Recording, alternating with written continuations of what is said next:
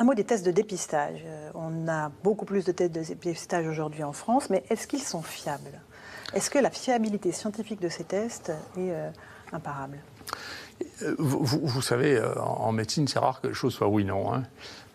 Donc, c'est mieux de faire des tests que de ne pas faire de tests. Mais je vais vous donner un exemple qui est... moi qui est le premier sur lequel j'ai été amené à réfléchir, encore une fois, qui était le sida. Quand les tests sur le sida sont sortis, les tests qui étaient magnifiques, hein, et qui avaient une spécificité, c'est-à-dire qui étaient vrais dans 99% des cas. C'est énorme. Il n'y a rien que l'erreur humaine fait au moins 1%. Hein. Vous pouvez vous tromper de tube, vous pouvez vous tromper d'un tas d'erreurs.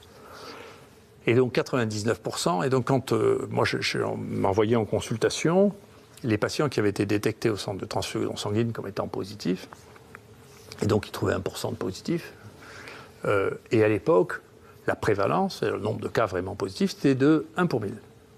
Donc, bien qu'ils aient une sérologie qui était parfaite, alors après elle s'est améliorée parce qu'il y a le Western blot là, 9 sur 10 des positifs qu'ils m'envoyaient étaient des faux positifs.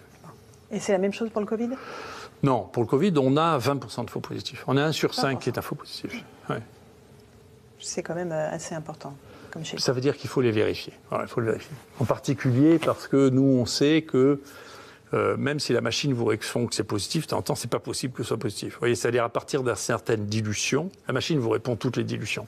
Nous, on a mesuré ça très précisément. On part avec des morceaux d'acide nucléique, d'autre part en quantifiant les virus.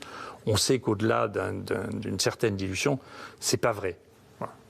Parce que les acides nucléiques, c'est volatile, c'est extrêmement difficile de s'en débarrasser. Vous savez, on a des collègues qui manipulent un virus à la faculté de médecine.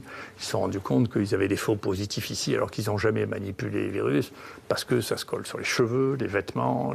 Donc, c'est bien pire que les virus. Hein, les acides nucléiques, c'est des molécules qui sont dans l'air. Mais on est au niveau quand même maintenant au niveau des tests. Pardon ? La France est au niveau maintenant au niveau des tests. En termes de nombre, oui, je crois. Hein. Okay, ouais. Après, j'ai l'impression que beaucoup de gens ont des problèmes, parce que nous, on en reçoit de plus en plus.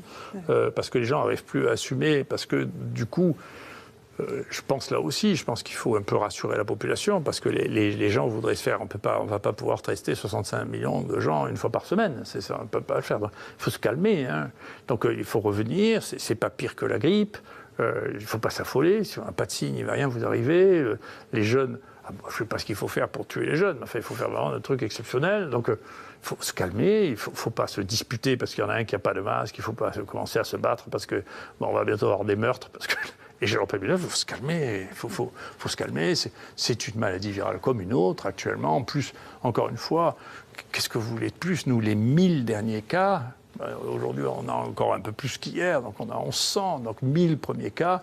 Écoutez, il n'y a pas un mort inattendu là-dedans, quoi. Et nous, encore une fois, à Marseille, il n'y a pas plus de morts cette année que là. Donc si on fait les choses correctement, il n'y a pas de drame, il ne se passe pas, c'est quelque chose de nouveau, il y a quelque chose d'ancien qui disparaîtra, ça va.